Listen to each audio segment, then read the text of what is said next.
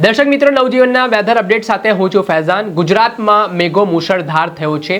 ખાસ કરીને દક્ષિણ ગુજરાત અને મધ્ય ગુજરાતના કેટલાક જિલ્લાઓમાં સવારે 6 વાગ્યાથી લઈને રાતના 10 વાગ્યા સુધીમાં રેકોર્ડ બ્રેક વરસાદ નોંધાયો છે।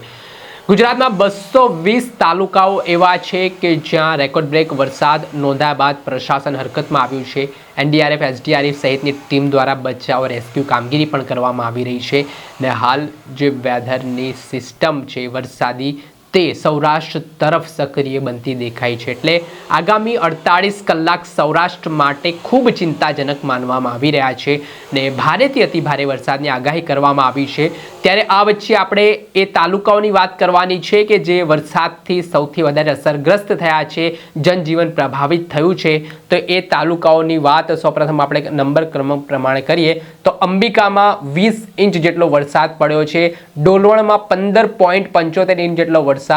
વાંસદામાં 14.45 ઇંચ, વસોમાં 12.52 ઇંચ, નેત્રંગમાં 12.52 ઇંચ, નડિયાદમાં 10.94 ઇંચ, ઉમરપાડામાં 10.31 ઇંચ, ધરમપુરમાં 10.31 ઇંચ, માંગરોળમાં 9.96 ઇંચ, આણંદમાં 9.33 ઇંચ, વઘઈમાં 9.21 ઇંચ, સુબીરમાં 9.2 ઇંચ, મહોદામાં 8.86 ઇંચ, ખંભાતમાં 8.39 ઇંચ, બોરસદમાં 8.39 ઇંચ, નવસારીમાં 8.31 ઇંચ, પલસાણામાં 8.11 ઇંચ, પેટલાદમાં 8.3 ઇંચ, ખેરગામમાં 7.95 ઇંચ, સોજિત્રામાં 7.83 ઇંચ, ગરુડેશ્વરમાં 7.83 ઇંચ અને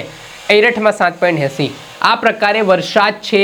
તે આ જિલ્લાઓના આ તાલુકાઓમાં રેકોર્ડ બ્રેક નોંધાયો છે, જેમાં ખાસ કરીને દક્ષિણ ગુજરાત, આદિવાસી પટ્ટો અને મધ્ય ગુજરાતનો સમાવેશ થાય છે। હવે જે 7 ઇંચ કરતાં ઓછી જગ્યાએ જે વરસાદ પડ્યો છે તાલુકાઓની વાત કરી લઈએ તો બારડોલીમાં 7.40 ઇંચ, તારાપુરમાં 6.97 ઇંચ, ઓલપાડામાં 6.97 ઇંચ, જલાલપુરમાં 6.77 ઇંચ, સાગબારામાં 6.34 ઇંચ, બાલાસિનોરમાં 6.18 ઇંચ, જાંબુઘોડામાં 6.18 ઇંચ, વાલોડમાં 6.10 ઇંચ, માતરમાં 5.87 ઇંચ,